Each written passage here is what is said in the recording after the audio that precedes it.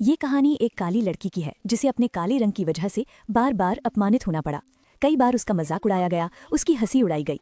जब पिंकी पहली बार स्कूल गई तब उसे ये समझ में आया कि केवल नाम ही नहीं बल्कि चेहरे का रंग भी इंसान की पहचान बना दिया जाता है। स्कूल के एनुअल डे में एक एक्ट के लिए प्रिंसेस का रोल के लिए स्टूडेंट सिलेक्ट किया जा रहा था, लेकिन पिंकी को उसके काले रंग की वजह से टीचर ने रिजेक्ट कर दिया। कई बार बच्चे खेल खेल में और कई मौकों पर पिंकी के काले रंग का मजाक उड़ाया करते थे। ये सब पिंकी को बहुत बुरा लगता था। वो रोते हुए माँ के पास आकर कहती, माँ मुझे स्कूल नहीं जाना, सब बुरे हैं।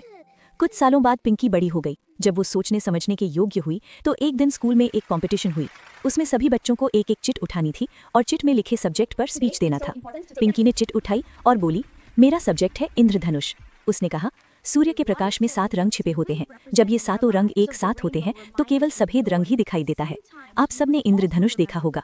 इंद्रधनुष में सभी रंग बहुत सुंदर लगते हैं, लेकिन मैं आज उस रंग के बारे में बात करना चाहती हूँ जिसने मुझे बहुत परेशान किया है। वो रंग है काला।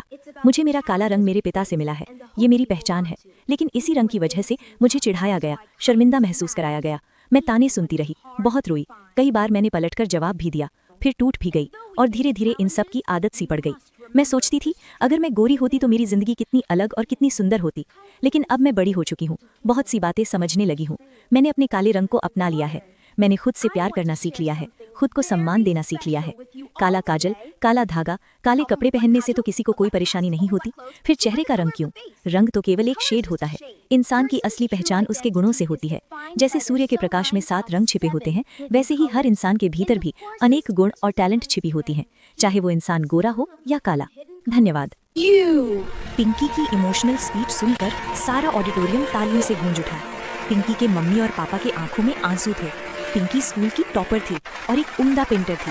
वो बहुत से लोगों के लिए मोटिवेशन बनी।